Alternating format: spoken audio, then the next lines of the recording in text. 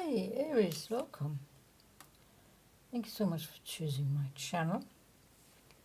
Today's reading is timeless, it's general for the Aries collective. It's a reading for the here and now.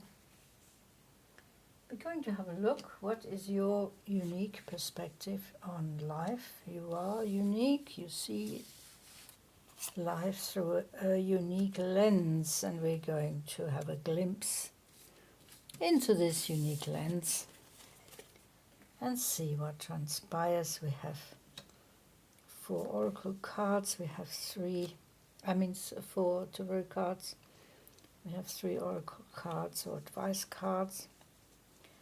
So let's see. You can see the cards here. Okay, starting off with the 5 of Pentacles.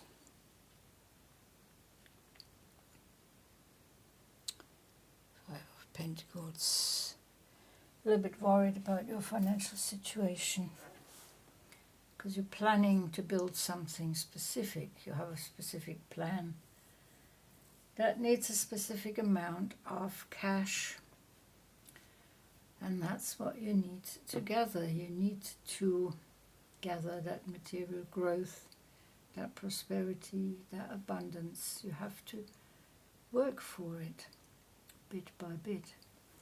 You have to plan maybe a little bit more in detail. Perhaps your plans are a little bit haphazard and not have been formulated in a way that they can be put into practice according to your financial situation. So it's a matter of assigning the resources where they are most needed. Not recklessly spending, saving, not spending on things you don't need, only spend on necessities right now. In the background of all this monetary battles is heartbreak and heartache going on here, which for you is difficult to fathom.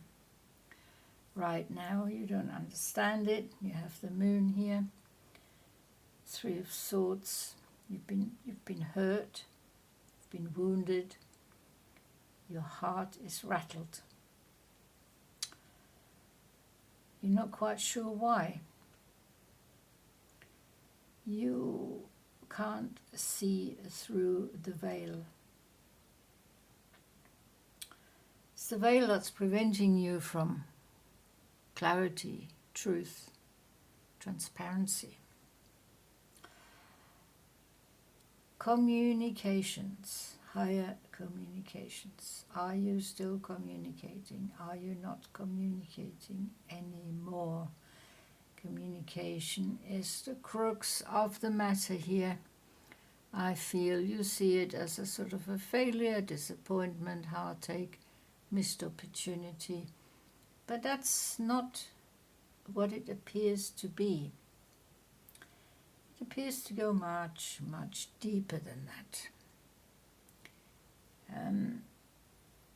This heartache has come from perhaps neglecting certain connections with your partner because you're concentrating too much on the material world. You need to find that balance between the material, the spiritual and the emotional in your life. I'm finding that difficult right now. Now, there we go. Look at that. Focus and then act. Focus on the facts. Focus on the figures. Focus on what you can tangibly control. Don't act without thinking about it in depth, especially when it comes to your wounded heart. You don't want to rush into anything here. You want this situation to settle a little bit, and you want to see, you want clarification. that needs communication. You want guidance, that needs communication. You need to be pointed in the right direction, that needs communication with the divine. It's going to be a lot of thinking on your part here. This card is interesting. It's the card of change. Especially your intuition is changing here. You are transforming into a more intuitive person. You finally seem to be trusting your inner voice and your own guiding light, wherein in the past perhaps you've been dismissing the inner voice and probably done the opposite.